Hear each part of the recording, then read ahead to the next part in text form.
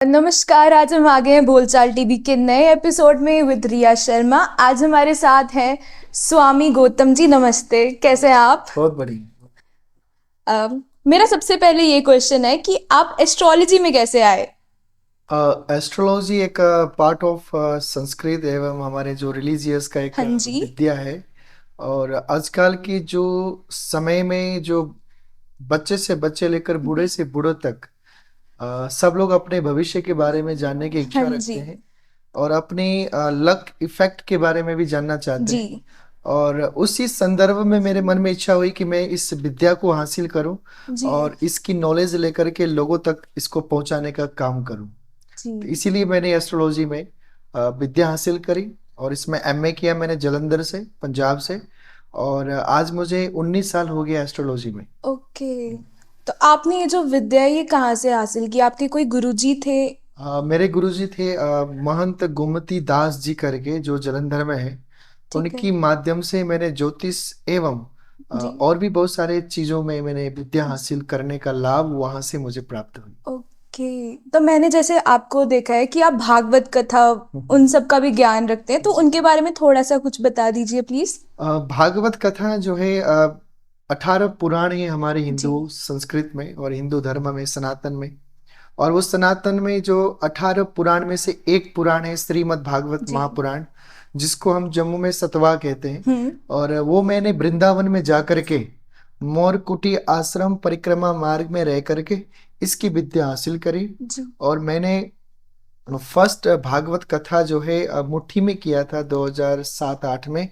और उसके बाद आज मैं गांधीनगर में मेरा ऑफिस है, लेकिन मैं भागवत करने के लिए मैं आउट ऑफ स्टेट भी जाता हूँ और आउट ऑफ ओके। कंट्री भी जाता हूँ। तो ओके। काफी समय से मैं भागवत कथा जो है कर रहा हूँ।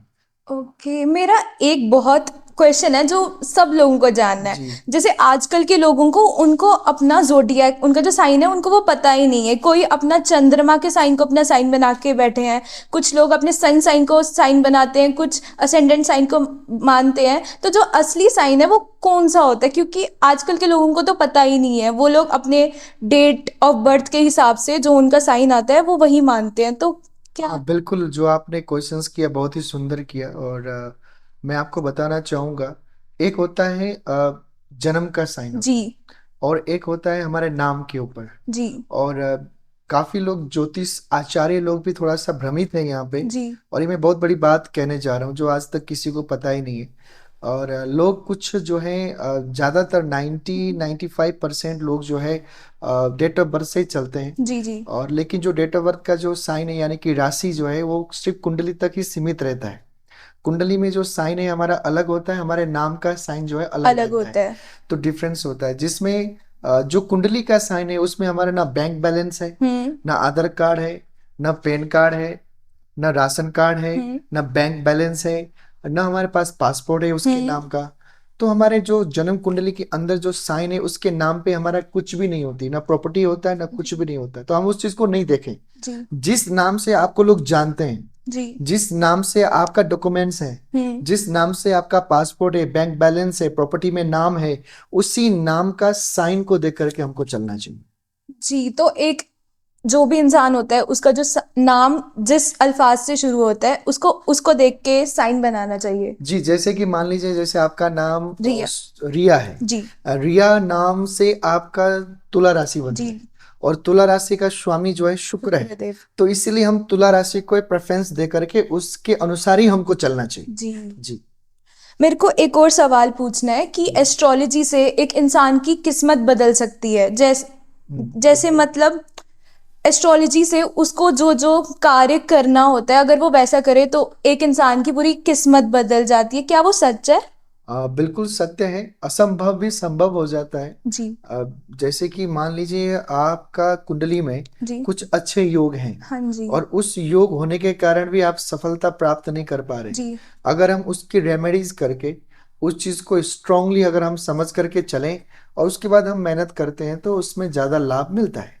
कोई लोग ऐसे भी हैं जो बेचारे बहुत ही हार्ड वर्क करते हैं, बहुत मेहनत करते हैं, जिसके कारण कुछ दोष होते हैं। हम्म। जैसे हमारे कुंडली में काल सर्प योग है, जी। चंडाल योग है। जी। इस प्रकार के अलग अलग जो है योग है जो व्यक्ति को डाउन करता है, मतलब जी। बढ़ने नहीं देता है। अगर हम अपनी कुंडली के अनुसार उस चीज को अच्छे से जाने, लग्न कुंडली को समझें, हमारे 9 जो स्टार्स हैं, जी 9 ग्रह हैं, उनके डिग्रियों को समझ करके अगर हम उसकी रेमेडीज करके अगर हम चलें तो हमारे जीवन में सक्सेस भी मिलेगा और हमको बहुत ज्यादा लाभ भी मिलेगा और हम अपने भाग्य को बदल भी सकते हैं। ठीक है। अभी आपने काल सर्प दोष की बात की, तो मैंने सुना है उसमें राहु और केतु आमने सामने होते हैं। आमने सामने तो हर किसी के कुंडली में राहु के 7th हाउस में केतु होता है और जी केतु के 7th हाउस में राहु होता है। जी ठीक है, आमने सामने तो आप लाखों में करोड़ों में सबकी कुंडली में आमने सामने होते हैं, लेकिन राहु केतु के अंडर में जो 5 ग्रह या 6 ग्रह होते हैं उसको काल सर्प योग माना जाता है। राहु और केतु के अंडर में ठीक 6 है। ग्रह होना चाहिए। ठीक अगर है। आप 6 ग्रह पाते हैं, 7 ग्रह उसके अंडर में पाते हैं, फिर उसको काल सर्प योग माना जाता है। उससे एक इंसान की चीजें रुकती हैं, डिले होती हैं ना। डेफिनेटली अब 12 प्रकार के, मुख्यतः 12 प्रकार के काल सर्प योग है। ठीक है। और मुख्यतः 12 प्रकार के जो काल सर्प योग में 6 प्रकार का काल सर्प योग राजा बनाता है, जो ये भी शायद किसी को पता नहीं, क्योंकि काल सर्प योग से भी लोग भ्रांति में, भ्रम में लोग डर जाते ओके। हैं। 6 प्रकार की जो काल सर्प योग है वो राजा बनाता है, और 6 प्रकार के जो काल सर्प योग है वो उसको डाउन करता है, सक्सेस नहीं देता है, परिश्रम बहुत करना पड़ता है, हार्ड वर्क बहुत करना पड़ता है, लाभ उसको मिलता नहीं। इसका मतलब काल सर्प दोष राजा भी बना सकता है, राजा भी भिखारी बनाता है भी और बना भिखारी भी बना सकता सकता है। है। मेरे को आपसे एक और क्वेश्चन पूछना है। जैसे जो चाइनीज लोग हैं, उन लोगों ने अपने वेदों, मतलब उनकी जितने भी पुरानी किताबें हैं उन सबको संभाल के रखा है, तो जो हमारी किताबें वो इतनी मतलब प्रोटेक्टेड नहीं है, मतलब कुछ गुम गुम है। तो आपको क्या कहना है इस बारे में? हमारी किताब कहीं पे गुम नहीं है। मैंने सुना। हाँ, नहीं ऐसा कुछ भी नहीं है। हमारा भारत में जी अ, हर प्रकार के हमारे पुस्तक एवं हमारे पुराण, वेद, शास्त्र, ग्रंथ, सदग्रंथ, उपनिषद आपको जी मिलेंगे। और उसकी आपको आवश्यकता है एक अच्छे गुरु की, जी एक आवश्यकता है अध्यात्म टीचर की, जी और आपको आवश्यकता है उन वेदों की जो आप खोज रहे हैं, और वो मिल सकता है। जैसे यहाँ पे एक बनारस में एक बहुत बड़ा प्रेस है जिसका नाम है चौखंबा प्रेस। ओके। वहां पे आप हर किसी प्रकार के ग्रंथ हम वहां से प्राप्त कर सकते हैं। ऐसे एक और भी प्रेस है जिसका नाम है गीता प्रेस गोरखपुर। ठीक। वहां से भी हम हर कोई वेद, पुराण, शास्त्र, ग्रंथ, सदग्रंथ, उपनिषद जो भी हमको चाहिए हम वहां से प्राप्त कर सकते हैं। जैसे मेरे जैसे इंसान को एस्ट्रोलॉजी के बारे में पढ़ना हो तो वो कहाँ से पढ़ सकता है? आप सबसे पहले आपको एक अच्छा टीचर चाहिए जो आपको एस्ट्रोलॉजी के बारे में बताए कि व्हाट इज एस्ट्रोलॉजी, मतलब क्या है ये, व्हाट इज दिस, मतलब उसके बारे में आपको जानना होगा। उससे पहले 9 ग्रह को और 27 नक्षत्रों को और उनकी चरणों को और उनकी राशियों को जानना बहुत जरूरी है। क्या? उसके लिए अगर आप पढ़ना चाहें पढ़ सकते हैं। मेरे काफी बच्चे हैं जिनको मैंने एस्ट्रोलॉजी का ज्ञान दिया। ज्ञान दिया है, और मैंने भागवत सतवा का भी ज्ञान दिया है जो मेरे से पढ़ करके आज जम्मू में काफी कथा भी कर रहे हैं। और क्योंकि मैं एक जगह रहता नहीं हूँ, कभी मैं बॉम्बे में ज्यादा स्टेबल रहता हूँ, तो वहां से फिर मैं आउट ऑफ इंडिया भी जाता हूँ, तो कोई ऑनलाइन भी रह करके पढ़ सकता है। और सबसे अच्छा वैदिक एवं ज्योतिष का ज्ञान लेने के लिए पंजाब में ज्योतिष एक बहुत सुंदर एक स्थान है जिसका नाम है पंचांग दिवाकर नाम से। पंचाम देवाकम। उसका एक पत्र भी निकलता है, वहां से हम ज्योतिष का अच्छा ज्ञान प्राप्त कर सकते हैं। ठीक है। आजकल के लोग अपना डेली हॉरोस्कोप चेक करते हैं अपने साइन के हिसाब से, तो क्या वो सही होता है? हाँ, अगर आपका नाम राशि परफेक्ट है जी और आपका नाम राशि बिल्कुल सही सटीक है, जी। तो उसको अगर आप लेकर चलते हैं तो उसको आपसे काफी ज्यादा आपको लाभ मिल सकता है। मेरे दिमाग में एक प्रश्न है। जैसे मतलब करोड़ों लोगों में से सबकी राशि मिलती जुलती है, तो उन सबकी किस्मत इतनी चेंज क्यों है? जैसे एक इंसान है वो बहुत अमीर है, एक इंसान बहुत गरीब है। हाँ, आपकी प्रश्न बहुत ही अच्छा है और काफी लोग ये प्रश्न मुझे करते भी हैं। मैं आपको बताना चाहूंगा, हमारे कुंडली जो है ना, जी कुंडली में जो स्टार्स होते हैं वो किसी से मैच नहीं करते। जी राशि आपका मैच कर सकता है, लेकिन आपके जो कुंडली के जो 9 ग्रह है, स्टार्स हैं, और जो ग्रह दशा है, अंतर्दशा है, योगिनी दशा है, ठीक है ना, अष्टवक्र दशा है, ये जो लग्न कुंडली इसमें जो स्टार्स हैं, ग्रह हैं, वो किसी के साथ मैच नहीं करता है। आपका स्टार्स अगर आपके साथ किसी ने जन्म भी लिया है जी तो डिग्रियां बिल्कुल डिफरेंस रहेंगी, ठीक है ना। उसमें अगर आपके किसी के साथ आप जुड़वा बच्चा अगर पैदा हो गए तो जुड़वा बच्चों के तो स्टार सेम होगा, हाँ, उनके तो लेकिन सेम होगा। उसमें भी 1-2 मिनट का फर्क रहता है, ठीक है ना, 1-2 मिनट का जो फर्क रहता है उसमें डिग्री जो सूर्य का, चंद्र का, मंगल का, बुध का, बृहस्पति का, शुक्र का, शनि का, राहु का, केतु का डिग्री जो है बिल्कुल ही डिफरेंस रहता है। तो वो डिग्री के अनुसार स्टार्स जो है काम करते हैं, और डिग्री के अनुसार ही उन दोनों का लक, भाग्य बिल्कुल डिफरेंस डिफरेंस रहता है। ठीक है, मेरे को एक और कुछ और पूछना है। जैसे हम अपना जो तिवड़ा है वो लेके, जैसे आज एक एस्ट्रोलॉजी के पास जा रहे हैं, कल दूसरे के पास जा रहे हैं, तो वो जो लोग अलग अलग चीजें बोलते हैं, तो हम क्या करें? हाँ, उसके लिए मैं आपको बहुत ही सुंदर बात करना चाहूंगा। अभी क्या हो गया है ना, मार्केट में अभी कोई टीचर रिटायर्ड आ गया, तो रिटायर्ड आने के बाद क्या करे, वो भी एस्ट्रोलॉजी का काम करे। हाँ जी। ठीक है जी। और अभी क्या हो रहा है कि कोई पंडित है, कोई पूजा पाठ करवा रहा है, और उसने ज्योतिष का अच्छा नॉलेज है, उसने कोई डिग्री नहीं लिया है या उसमें कोई पारंगत नहीं है, जी। तो वो भी जो है कुंडली टेवा देखना शुरू कर लिया है। जी। तो उसके कारण जो है आप लोगों को परेशानी बन सकती है। उसके लिए आप अपना दिमाग से काम लीजिए। जो अच्छा नॉलेज वाला है, पारंगत है, विद्वान है, जिसने एस्ट्रोलॉजी में डिग्री ली है, एमए किया है, एमएड किया है इसमें भी, और मास्टर डिग्री किया हो जिसने, उसके पास आप जाकर के अपना एनालाइज करवा के सटीक उसका लाभ ले सकते हैं। आजकल के लोग क्या करते हैं, अलग अलग एप्लीकेशंस में जाके वहाँ थोड़ा सा रिचार्ज करके एस्ट्रोलॉजर से बात करते हैं, तो उनको ऐसा करना चाहिए कि नहीं वो करना चाहिए? गलत है, क्योंकि आप ये बिजनेस नहीं है, हाँ। ये एक अध्यात्म है। कुंडली जी। जो है एक अध्यात्म है। अब कुंडली को हम लोग टेवा कहते हैं, जी। और एक साधना पंथ में एक कुंडलिनी जागरण भी होता है। जो कुंडलिनी जागरण इन द सेंस कि हमारे जो अंदर के जो चक्र होते हैं ना, जी। वो चक्र को जागृत करना कुंडलिनी कहते हैं। तो वो अच्छा। कुंडली जो है हमारा बहुत ही पवित्र चीज है, जी। इसके साथ खिलवाड़ नहीं करना चाहिए। जी। अगर हम किसी के साथ एनालाइज गलत कर देते हैं, उसका जी। भविष्य खराब हो सकता है। और एक कुंडली ऐसा है कि अगर हम किसी व्यक्ति को सही सटीक एनालाइज करके बताते हैं, तो वो राजा भी बन सकता है। हाँ जी। ठीक है ना। आपको मैं बताना चाहूंगा, चित्रगुप्त मौर्य करके एक व्यक्ति हाँ थे, जिन्होंने अ, चाणक्य ने क्या से क्या नहीं बनाया। और चाणक्य विद्वान थे, जी। और नॉलेज रखते थे, एस्ट्रोलॉजी का नॉलेज रखते थे। बहुत सुंदर उनका ज्योतिष में रुचि था। व्यक्ति को देख कर के पहचान जाते थे। ऐसे ही चंद्रगुप्त मौर्य को देख करके पहचान लिया उन्होंने, और उन्होंने बड़ी उसको राजगद्दी तक बैठा दिया। तो ऐसे ही मैं कहना चाहूंगा कि अगर कोई 10 रुपया, 20 रुपया, 50, 100, 200, 500, 1000 का एप्लीकेशन डाउनलोड करके अपना डेट ऑफ बर्थ डाल करके गलत एक्टिविटी करके जो है, हमको उसमें पारंगत नहीं होना चाहिए।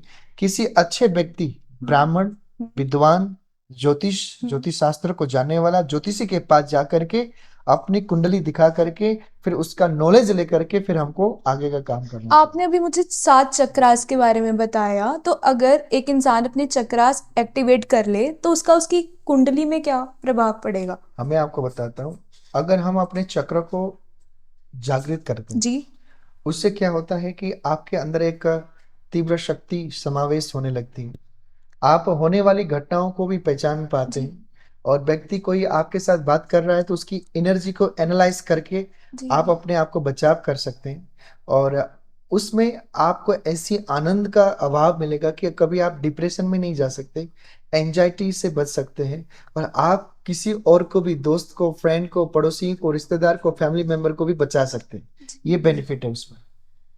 तो इसको उजागर कैसे करते हैं? इसकी उजागर करने के लिए, जैसे आप ग्रेजुएट करने के लिए आप टाइम देते हैं, आप एडमिशन्स लेते हैं, पढ़ते हैं, बुक्स पढ़ते हैं, वर्क करते हैं, होमवर्क करते हैं, ऐसे इसके लिए भी एक साधना करना पड़ेगा। एक समय मेडिटेशन। लगेगा, मेडिटेशन, साधना, उपासना करके एक मेडिटेशन के मार्फत से धीरे धीरे 4-6 महीना, 1 साल, 2 साल लगा करके उसको हम जनरेट कर सकते हैं। ये मेरे को आपसे कुछ पूछना है। जो मैंने सुना था कि समुद्र मंथन हुआ था, तब राहु और केतु ने गलती से अमृत चख लिया था, और फिर उन विष्णु भगवान ने आके उनका सुदर्शन चक्र से गला काट दिया था। तो वो उसकी एग्जिस्टेंस कैसे हुई राहु केतु की? पहला क्या हुआ था कि राक्षसों ने देवताओं के ऊपर जी। अ, विजय प्राप्त हाँ करके जी। स्वर्ग पे कब्जा कर लिया था। हाँ। जिसके कारण देवता लोग जाकर के विष्णु भगवान से प्रार्थना करते हैं, नमो नारायण देवता को, भगवान को वंदन करते हैं, जी। और कहते हैं कि हमारे ऊपर संकट आ गए। बोले क्या हुआ? बोले हमारे घर छीन लिया राक्षसों ने, अच्छा। हम दर बदर हो गए। भगवान ने कहा कि तुम्हारे पास बल नहीं है, युद्ध नहीं कर सकते। बोले युद्ध में हम हार गए। बोले क्यों हार गए? बोले हमारे अंदर शक्ति नहीं, ताकत नहीं है। बोले क्यों? बोले हम लोग घास पात खाने वाले वेजिटेरियन, वो मीट माट खाने वाले बलशाली लोग हैं, तो हमसे युद्ध नहीं हो पाया। अच्छा। भगवान विष्णु ने ध्यान करके एक बात सामने रखी कि समुद्र के अंदर जो है अमृत है, हम समुद्र को मंथन करके उस अमृत को प्रकट करते हैं, और उस अमृत को पी करके बलशाली बन करके हम्म। हम राक्षसों को हरा पाएंगे।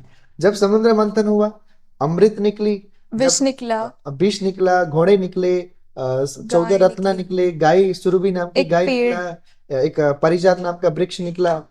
इस प्रकार से जो है चंद्रमा निकला, बहुत सारे रत्न निकले। लक्ष्मी माता भी लक्ष्मी निकले थे। माता भी निकली, भगवान विष्णु के साथ उन्होंने विवाह किया उस समय में।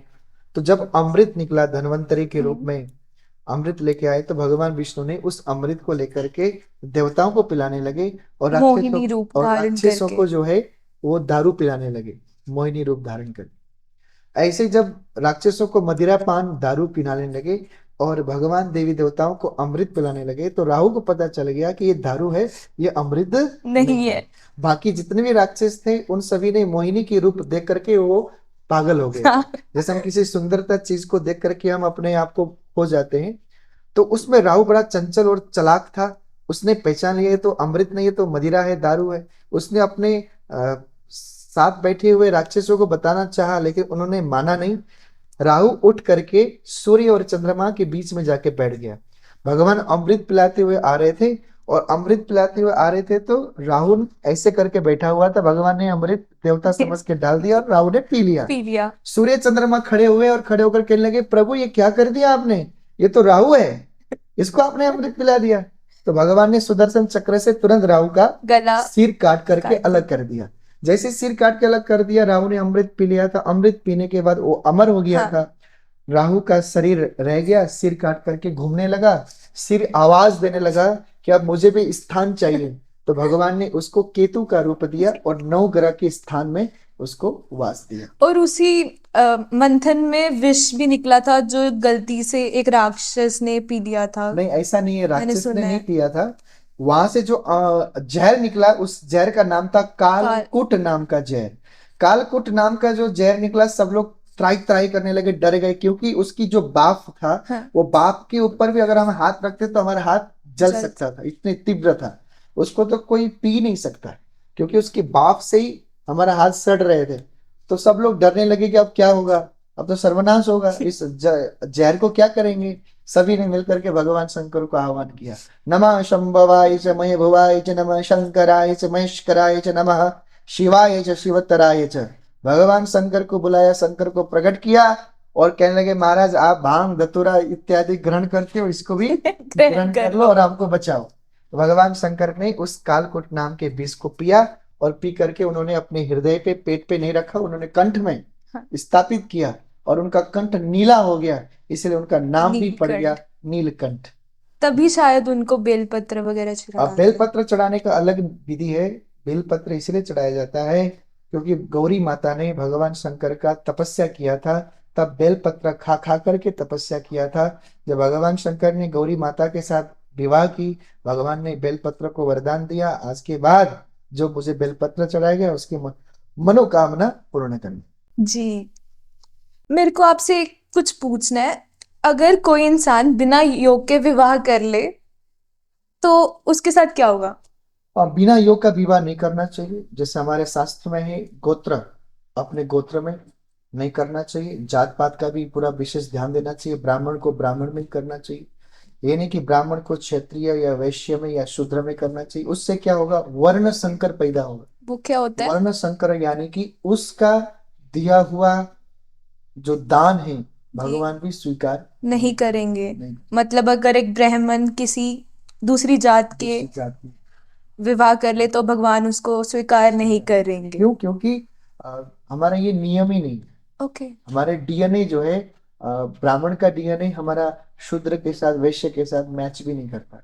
तो हमारा ब्राह्मण, अगर मैं राजपूत हूँ, मैं जी। राजपूत में ही शादी विवाह करूंगा। अगर मैं वैश्य हूँ तो मैं वैश्य में ही शादी करूंगा। और मैं शूद्र हूँ तो मैं शूद्र में ही विवाह करूंगा। अगर मैं ब्राह्मण हूँ, मुझे ब्राह्मण में ही विवाह करना चाहिए। मैं अभी की यंगस्टर को, यानी कि नौजवान भाई और बहनों को ये जरूर मैं कहना चाहूंगा कि आप लोग प्यार श्यार तो बहुत करते हैं, लेकिन प्यार के चक्कर में ये ध्यान देना बहुत जरूरी है। ठीक है ना? ठीक है, प्यार करना कोई गुनाह नहीं है, प्यार करना कोई अपराध नहीं है, प्रेम एक पूजा है। लेकिन थोड़ा सा इसका ध्यान देना चाहिए। आप अपनी संस्कृति सनातन धर्म से दूर हो गए हैं, इसीलिए आप लोगों को नॉलेज नहीं है कि अगर एक ब्राह्मण वैश्य से विवाह करता है तो कितना असर पड़ता है, अगर एक वैश्य शूद्र से विवाह करता है तो कितना असर पड़ता है। तो ये बहुत ही गंभीर विषय है, आपने बड़े अच्छी क्वेश्चंस किए। इस विषय में कभी हम दूसरी टाइम पे इस विषय में ही एनालाइज करके बताएंगे विथ प्रूफ, इससे क्या होता है, क्या नुकसान होता है, क्या परेशानी होती है, क्यों हमको करना नहीं चाहिए, क्यों करना नहीं चाहिए, क्यों हमारे प्रावधान वेदों में शास्त्रों में इसका विरोध किया है। इसका हम नेक्स्ट वीडियो में जरूर आपके साथ डिस्कस करेंगे। आप अपने किसी क्लाइंट का कोई एक्सपीरियंस शेयर कर सकते हैं, लाइक जो बहुत अलग हो? जी, मेरे पास बहुत सारे एक्सपीरियंस हैं, क्योंकि मैंने बहुत छोटी उम्र से कुंडली देखना और लोगों को ठीक करना। लोग काफ़ी ज़्यादा डिप्रेशन माइग्रेन से प्रॉब्लम होते हैं, लोग एंजाइटी से गुजर रहे होते हैं, मैंने काफ़ी लोगों को ठीक किया है। मैंने अपने हाथों से जो सुसाइड करने के लिए रेलवे ट्रैक में भी जो जाके लेट गया था, हमने उसको उठाकर भी लेके आया हुआ है। मतलब बहुत सारे केसेस हैं, उसमें मैं दो चार आपसे एक्सप्लेन करूंगा। कि जैसे एक व्यक्ति था, उसका नौकरी नहीं लगता था जी। और वो जाना ही चाहता था डिफेंस में, और उसकी कुंडली में ऐसा कोई योगी नहीं बन रहा था कि जो डिफेंस में जा सके। जी। हमने उसको बहुत बार मना किया कि आप डिफेंस में नहीं जा सकते, आप कुछ और उपाय करिए और लाइन में जाइए, किसी और फील्ड में जाइए। लेकिन उसने माना ही नहीं, बोला कि मुझे जाना ही इसी फील्ड में। मैंने उसको मना किया, लेकिन उसने पूरी जीवन दे दी। आज उसकी उम्र 38-39 का हो गया, लेकिन वो डिफेंस में नहीं गया। वो अभी तक वो इंतजार में था कि होगा, लेकिन नहीं हुआ। अभी वो बिजनेस कर रहा है। ठीक है, अभी वो बिजनेस कर रहा है 2-4 साल से। वो डिफेंस के लिए वो पागल था, वो क्रेजी था। लेकिन मैंने उसको मना किया था 2013 में कि तुम नहीं जा सकते हो। 2012 में मैंने मना किया था नहीं जा सकते हो, लेकिन वो माना नहीं। वो उसने अपना जिंदगी खज्जल कर दिया। अगर उस समय मान करके अगर किसी और फील्ड में, यानी कि अकाउंट्स में मैंने उसको बोला था, उसको मैंने सीए के लिए प्रेफरेंस किया था, लेकिन उसने नहीं किया। अगर आज किया होता, आज वो बैंक में होता या अकाउंट्स में होता या कोई अच्छे चार्टेड अकाउंटेंट बन के काम करता। एक ऐसे मेरा एक्सपीरियंस और भी है। जैसे किसी का शादी नहीं हो रहा था, उसके लिए किसी की कुंडली में विवाह भंग होता है, हम उसके लिए विवाह करवाते हैं बैरी के साथ। अगर लड़का हो तो हम उसकी शादी करवाते हैं बैरी के साथ, अगर लड़की हो तो उसका शादी करवाते हैं पीपल के साथ। जैसे हम शादी करवाते हैं 6 महीने के अंदर उनका विवाह हो शादी हो जाता है। जाता है। ये बहुत सटीक उपाय मेरे को सामने आया, और मैंने कम से कम ज्यादा नहीं तो हजारों लोगों को विवाह करवाया हुआ है। ये सारे लोगों को पेड़ से विवाह करा हाँ, दिया। मतलब वृक्ष से विवाह, जिसकी कुंडली में विवाह भंग है, मंगल चुंडा है या मंगल चुंडी है, दो विवाह के योग होते हैं उनकी कुंडली में, तो उस समय में हम ये उपाय जरूर करते हैं। ये मांगलिक का क्या कंसेप्ट है? हाँ, मांगलिक का वैवाहिक जीवन में, मैरिज लाइफ में इसका बहुत ज्यादा इफेक्ट रहता है।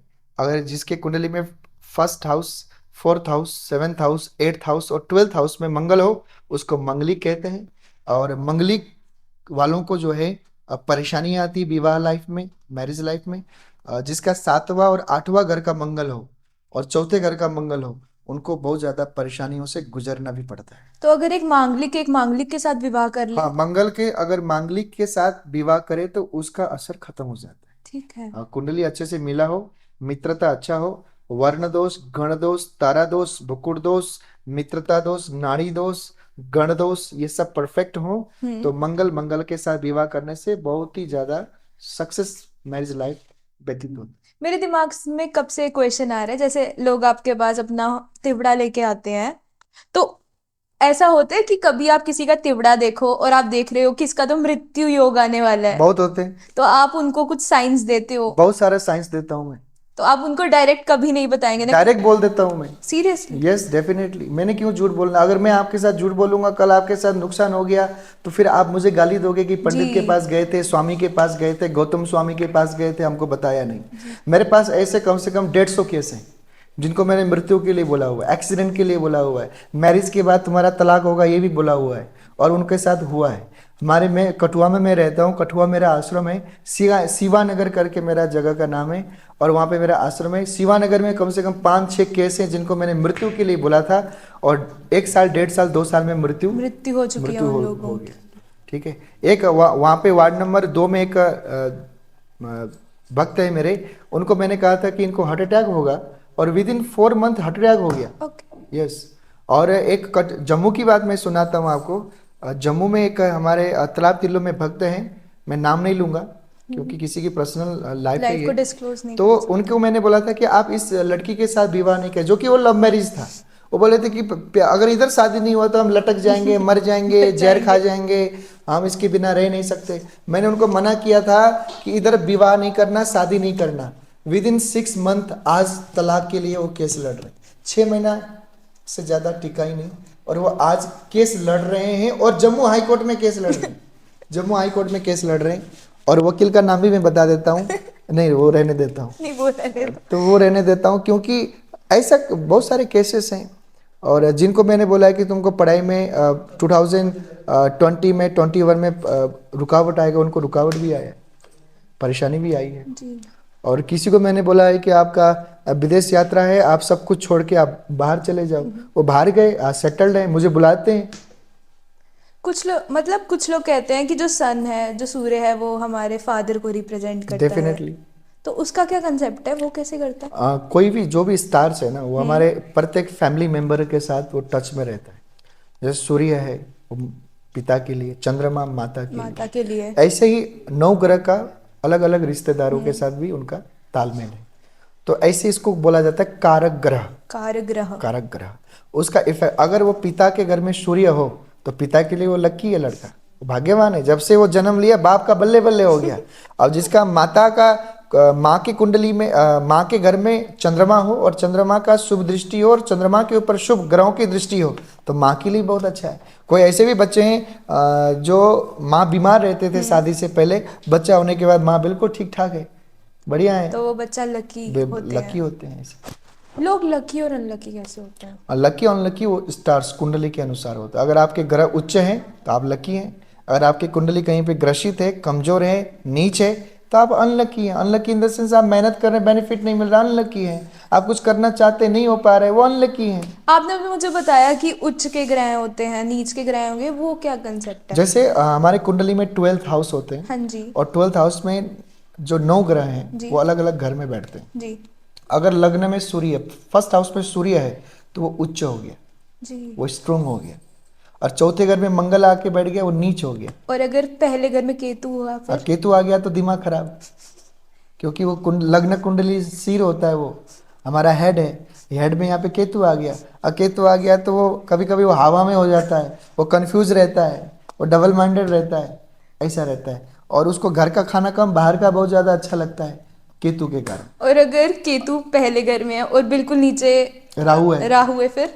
तो उसका लव मैरिज का योग बनते हैं, लेकिन लव मैरिज डिस्टर्बेंस रहता है, क्योंकि 7th हाउस में राहु है, और 2 बार प्यार करके छोड़ देता है। हमारी कुंडली में 12 घर होते हैं, तो वो अलग अलग घर किस चीज को रिप्रेजेंट करते हैं? अब फर्स्ट हाउस जो है हमारा रूप रंग को, पर्सनालिटी। पर्सनैलिटी को। सेकेंड हाउस हमारा राइट आई, राइट आई। और हमारा कमाया हुआ प्रॉपर्टी। जी। और थर्ड हाउस हमारा बल, पराक्रम और भाई। जी। चौथा हाउस हमारा माता, जी। मदर का होता है। फिफ्थ हाउस हमारा पढ़ाई का होता है, एजुकेशन का होता है। जी। सिक्स्थ हाउस हमारा रिश्तेदारों का होता है, दुश्मन का होता है। 7th हाउस हमारा पत्नी और पति का होता है। 8th हाउस हमारा जो है बीमारी का, मृत्यु का होता है। 9th हाउस हमारा लक, भाग्य का होता है। 10th हाउस हमारा कर्म का होता है। और 11th हाउस हमारा इनकम का होता है। और 12th हाउस हमारा खर्च का होता है, विदेश यात्रा का भी होता है। इस प्रकार से 12th हाउस होते हैं, और उन सभी का अलग अलग। आपके लिए प्रश्न है कि काला जादू क्या होता है? काला जादू जैसे कि हिप्नोटाइज जिसको कहते हैं, और जैसे कि आजकल बहुत ये जम्मू में ही नहीं अपितु पूरे उत्तर भारत में हर जगह पे ये चल रहा है। और एक बार मैं नाइजीरिया गया था, और नाइजीरिया में ब्लैक मैजिक का बहुत ज़्यादा प्रकोप है, और वहाँ पे घर घर के लोग जो है सिद्ध करके बैठे हुए। और ये होता है हमारे सनातन में, ये भी एक विद्या है जिसको हम कहते हैं तंत्र विद्या। तंत्र विद्या। तंत्र विद्या में इसको पढ़ने को मिलता है। जैसे कोई योगन सिद्ध करके बैठा है, कोई जिन सिद्ध करके बैठा है, कोई पिचास सिद्ध करके बैठा है, कोई मसान सिद्ध करके बैठा है। वो ये लोग सब कैसे चीजें करते होती हैं? हैं साधना के माध्यम से। साधना। साधना, साधना इन द सेंस जैसे आप स्कूल में पढ़ने जाते हैं, जी 3 साल पढ़ करके आप ग्रेजुएशंस जी कंप्लीट करते हैं या एमए कंप्लीट करते हैं, ऐसे ही इसका भी एक पीरियड होता है, उसको सीखना पड़ता है और सीखने के बाद साधना, उस चीज़ में लगना पड़ता है, उसमें वर्क करना पड़ता है। जैसे आप लोग होमवर्क करते हो, जी। ऐसे ही हमारा इसका वर्ड से साधना, उपासना। तो ये हम साधना तपस्या करते हैं, कोई शमशान घाट में बैठ के करता है, कोई जंगल में बैठ के करता है, कोई घर में भी बैठ के कर सकते हैं। तो ये जो काला जादू का जो आपने प्रश्न किया, ये होते हैं। और कोई किसी के ऊपर गॉड ग्रेस, भगवान की कृपा से खुद ब खुद मिलता है, कोई इसको सिद्ध करता है, कोई इसको जागृत करता है, कोई किसी अपने पड़ोसी को तंग करने के लिए भी सीख के आता है, या कोई अपने भाई बंधुओं के साथ झगड़ा होता है तो कोई बाबा के पास जाते हैं, बंगाली के पास जाते हैं, किसी मौलवी के पास जाते हैं, कोई हमारे पास भी आ जाते हैं। लेकिन हम ऐसे गलत कार्य नहीं करते हैं। जो बिगड़े हुए लोग हैं या बिगड़ा हुआ तंत्र है, उसको हम ठीक करने का काम करते हैं। काफ़ी हमने जम्मू में काफ़ी किया हुआ है, काफ़ी लोगों का घर बिगाड़ दिया है लोगों ने, तंत्र करके, काला जादू करके। तो उसके लिए हम लोग उनको बताते हैं, दारू से हवन करना पड़ता है, लौंग से, काली मिर्च से, लाल मिर्च से, सरसों का तेल से, नीम के पत्तों से, पीली सरसों से, काली सरसों से, काली जीरी से हवन करना पड़ता है, कौवे के पंख से भी हवन कौवे करना के पंख से। पड़ता है, मांस मीट से हवन करना पड़ता है, कभी कभी खून से भी हवन करना पड़ता है। ये सब एक विद्या है, ये होता है। तो कैसे पता चलता है कि एक इंसान पे काला जादू हो चुका है? जैसे कि आपको बुरे सपने आते रहना, जी मरे हुए लोग दिखना, जी। आपके घर से कटे हुए कपड़े निकलना, कटे हुए ट्रंक से, कपड़े। अलमारी से, कभी कभी आपके घर के अंदर में खून के छींटे पड़ना, आपके घर के अंदर में ही कपड़ा रखा हुआ कपड़ा जल जाना, या कपड़े में ही खून के डॉट्स पड़ना, या छत से टक टक की आवाज आना, या कोई खिड़की से आवाज लगाना। जैसे आपका नाम रिया है, जी तो पीछे से कोई रिया बोले और आप जाके पूछें कि किसी ने बुलाया, नहीं बुलाया, नहीं बुलाया। तो ये सब ये चीज तंत्र क्रिया इसको माना गया है। तो हम नॉर्मल लोग इससे बच कैसे सकते हैं? नॉर्मल लोगों के लिए इसीलिए, जैसे आप लोग अपने जीवन में साधना करें। अब हम लोग तो थक गए लोगों को बोल बोल के, भाई मंदिर जाओ मंदिर जाओ। लोग मॉल वॉल जाते हैं, घूमते मंदिर नहीं हैं, जाते। लेकिन मंदिर नहीं जाते। ठीक है ना, हम मंदिर जाएं, हनुमान चालीसा का पाठ करें।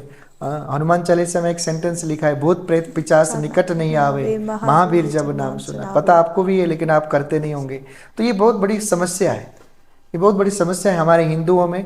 हमारे ऋषियों ने, हमारे गुरुओं ने, हमारे ऋषि परंपरा, गुरु परंपराओं में ये सब हमारे लिए बेनिफिट लिख करके छोड़ के गए हैं, लेकिन हमने कभी इस चीज़ को ध्यान नहीं दिया, कभी हमने इन चीज़ों को पढ़ा ही नहीं, जिससे हम प्रोटेक्ट होके चल सकें। कोई तंत्र, कोई मंत्र, कोई यंत्र या भूत प्रेत पिचास या कोई नजर बाधा इत्यादि आ करके हमारे ऊपर हावी हो, ऐसा हम कभी हमने सोचा ही नहीं कि हम इनसे कैसे बचें। हम लोग को फुर्सत ही नहीं है मॉल सिनेमा जा करके ये गलत चीज़ों करके, हमको फुर्सत ही नहीं है। इसलिए आज का बच्चा को एंजाइटी है, डिप्रेशन है, प्रॉब्लम है, परेशान है। तो क्योंकि वो इसलिए पूजा नहीं करते। हमको गुरु के पास जाना चाहिए, अच्छे संत, अच्छे महात्मा, अच्छे महामनीषियों के पास जाना चाहिए और 10 मिनट बैठना चाहिए, और वहाँ से पता लगेगा कि हमने कैसे करना है, कैसे नहीं करना है। जैसे किसी को नजर लगती है तो वो उससे कैसे बच सकता है, और वो कैसी लगती है? हाँ, किसी की नज़र गलत होती है, और किसी ने, जैसे कि आजकल यहाँ पे चौकियाँ बहुत होती हैं, हाँ जी। और जो चौकियाँ करने वाले लोग होते हैं ना, उनकी नज़र अच्छे भी होते हैं और खराब बुरी भी भी होते होती हैं, है। क्योंकि उनको चौकी भी आती है। कोई चंडी माता का भी आती है, जी या कोई गलत चीज़ों की भी आती है, या कोई नेगेटिव आत्माओं की भी चौकी आती है। तो जो ऐसे लोग होते हैं उनकी नज़र लगना, हाय जैसे आप हैं, हाय रिया तो बड़ी सोनी लगा दी है, बस ऐसा करने से दूसरे दिन आप बीमार हो जाते हैं। जी। ठीक है जी, आपको कोई परेशानी बन जाती है, पेट खराब हो जाता है, सिर में चक्कर आ जाते हैं, ऐसा होती है। तो उस चीज़ से बचने के लिए आपको क्या करना है, उस चीज़ से बचने के लिए 7 डंडे वाली मिर्च लेना है, पीली सरसों लेना है, नमक लेना है, नमक। और एक नींबू लेना है, और एक सफ़ेद कागज़ में रख करके 7 बार सिर से घुमा करके, सिर से लेकर पैर तक लगा करके जलती हुई अग्नि में उसको अगर हम डाल देते हैं तो हमारे शरीर से नज़र जो है दूर हो जाती गायब हो जाती है। आजकल के जो हमारे यंगस्टर्स हैं, बच्चे हैं, वो बहुत अल्कोहलिज्म वगैरह इन नशों की तरफ जा रहे हैं। आपका उनके लिए क्या विचार है? वो सब पागल हैं, बेवकूफ़ हैं, जो अपने जीवन को खराब कर रहे हैं। अगर तुमको नशा ही करना है ना, तो भगवान के नाम का नशा करो। अरे जो तुम नशा कर रहे हो, बोतल वाली हो, रात को करते हो, सुबह उतर जाती है। और हमारा जो भगवान का नशा है ना, कृष्ण नाम का नशा, राधा नाम का नशा, महादेव वाली नशा, चंडी माता रूपी नशा, वो आपके जीवन को चमका देता है, आपके जीवन को परिपूर्णता से ऐसी और लेके जाता है कि आप जीवन भर आनंदित रहेंगे। आपके जीवन में कभी दुख नहीं, तकलीफ नहीं, पीड़ा नहीं, दर्द नहीं, परेशानी नहीं, हमेशा हंसी उल्लास, एनर्जेटिक रहेगा आपका शरीर, आपकी बॉडी। तो इसीलिए मैं उन सभी से कहना चाहूँगा कि अगर आप ऐसे हो तो एक बार गौतम स्वामी के पास ज़रूर आओ, मैं आपको बताऊंगा कि किस चीज़ का नशा करना चाहिए। अगर किसी को आपको कांटेक्ट करना हो या आपसे अपना रेमेडीज वगैरह तिवड़ा दिखाना हो तो वो कहाँ आ सकते हैं? बिल्कुल, मेरा गांधीनगर में ऑफिस है, आप कभी भी। गांधीनगर कहाँ पर? गांधीनगर में बाबालाल जी का मंदिर है, उसके पास में ही ठीक है। वहाँ पे ऑफिस है मेरा। वहाँ पे आप आकर के कभी भी मिल सकते हैं, लेकिन मैं महीने के 10 दिन ही रहता हूँ वहाँ पे, ओके। क्योंकि मैं 10 दिन जम्मू, 10 दिन कठुआ और 10 दिन मुंबई रहता हूँ। ओके। बॉम्बे में भी मेरा ऑफिस है। तो कोई भी आकर के मेरे को कांटेक्ट करे। मेरा फ़ोन नंबर यहाँ पे स्क्रीन में आपको दिख रहा होगा, या मैं बोल भी देता हूँ, 9419220006। गौतम स्वामी को कभी भी फ़ोन कर सकते हो। अगर मैं नहीं उठाऊंगा तो बार बार फ़ोन करना, मैं उठा लूँगा, क्योंकि मैं बिजी बहुत रहता हूँ। कई कथा है, सतवा है, तो मैं उठा नहीं पाता हूँ। तो आप रेगुलरली फ़ोन करिए, तंग करिए मुझे, मैं आपके लिए ही हूँ। जैसे एक इंसान है, उसको स्पेसिफिक भगवान की पूजा करनी चाहिए या फिर सबकी करनी चाहिए? जो एक तो हमारे इष्ट देव होते हैं, जैसे इष्ट देव यानी इष्ट कि हमारे देव। मनपसंद भगवान। जी। हम प्यार करते हैं ना, हाँ जी। हम प्यार किससे करते हैं? एक से करते हैं, हाँ। 10 से तो नहीं करते। नहीं। और जो 10 से करते हैं वो नालायक होते हैं, ठीक है ना। तो भगवान भी हमको जो है एक से हम ज्यादा लगाव करते हैं। जैसे कोई माता रानी से करता है, कोई महादेव से करता है, कोई जैसे मैं हूँ, मैं कृष्ण से करता हूँ। जी। मेरे गोविंद, मेरे भगवान, मेरे ठाकुर जी, मेरे सब कुछ हैं। तो मैं उन पे विश्वास करता हूँ, मैं उनको अपने दिल में रख करके चलता हूँ, और मैं सबको मानता हूँ। मैं भगवान शंकर की पूजा करता हूँ, मैं जगराता में भी मुझे बुलाते हैं लोग, मैं जाता हूँ, सत्संग में भी जाता हूँ, मैं सभी को प्रणाम करता हूँ, सभी को सिर झुकाता हूँ, लेकिन मेरे दिल में मेरा कन्हैया कृष्ण है, है। मेरा कृष्ण है, मेरा गोविंद है। राधे राधे। राधे राधे।